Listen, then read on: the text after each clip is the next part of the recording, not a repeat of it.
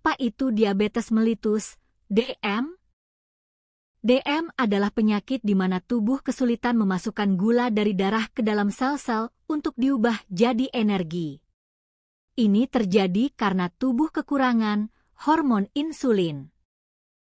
Insulin ini tugasnya seperti kunci yang membuka pintu sel agar gula bisa masuk. Kunci, insulin, sudah ada, tapi lubang kuncinya rusak. Sel-sel tubuh tidak merespons insulin dengan baik. Akibatnya gula menumpuk di darah, kadarnya jadi terlalu tinggi, disebut hiperglikemia, padahal sel-sel kekurangan energi. Kenapa DM bisa terjadi? Klasifikasi DM itu tidak cuma satu jenis, ada beberapa tipe. Penyebabnya tipe 1. Jarang terjadi pada remaja, ini seperti pabrik pankreas rusak. Sel penghasil insulin hancur, jadi tubuh tidak bisa memproduksi insulin sama sekali atau sangat sedikit. Tipe 2, paling umum, ini seperti kuncinya ada, tapi lubang kuncinya karatan, resistensi insulin. Sel-sel tubuh jadi bandel dan tidak mau merespons insulin. Biasanya menyerang dewasa, tapi sekarang banyak juga remaja yang kena. Diabetes kehamilan, gestasional, hanya terjadi saat wanita sedang hamil, lalu hilang setelah melahirkan. Tipe spesifik lain disebabkan oleh kelainan genetik, obat-obatan tertentu, atau penyakit lain pada pankreas. Tanda-tanda awal DM, gejala akut klasik. Kalau gula darah terlalu tinggi, tubuh akan menunjukkan sinyal bahaya yang biasa disingkat 3P.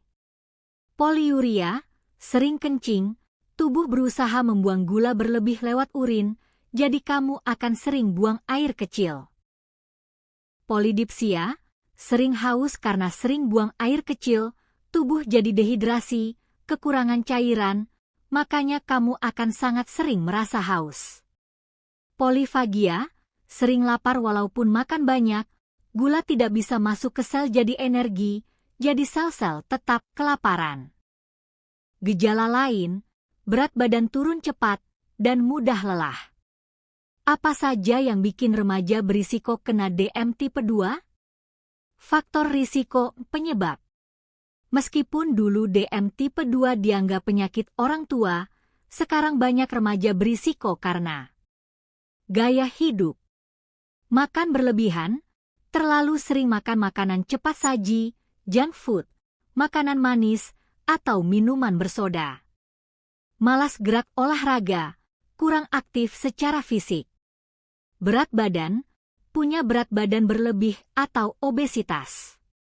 Lemak berlebih membuat sel-sel sulit merespons insulin, resistensi. Keturunan, genetik, punya riwayat DM di keluarga, orang tua, kakek, nenek.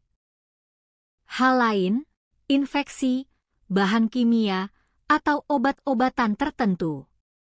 Pencegahan dan pengobatan DM, penata laksanaan. Kabar baiknya, kamu bisa mencegah DM tipe 2 dan bagi yang sudah terdiagnosis, DM bisa dikelola dengan baik. 1. Pencegahan, paling penting untuk remaja. Pola makan sehat, makan seimbang. Jaga porsi nasi, karbohidrat dan protein, perbanyak sayur dan buah, anggaplah setengah piringmu harus berisi sayuran. Aktif bergerak olahraga, minimal 30 menit sehari dan rutin, contoh, bersepeda, basket, lari, atau jalan cepat.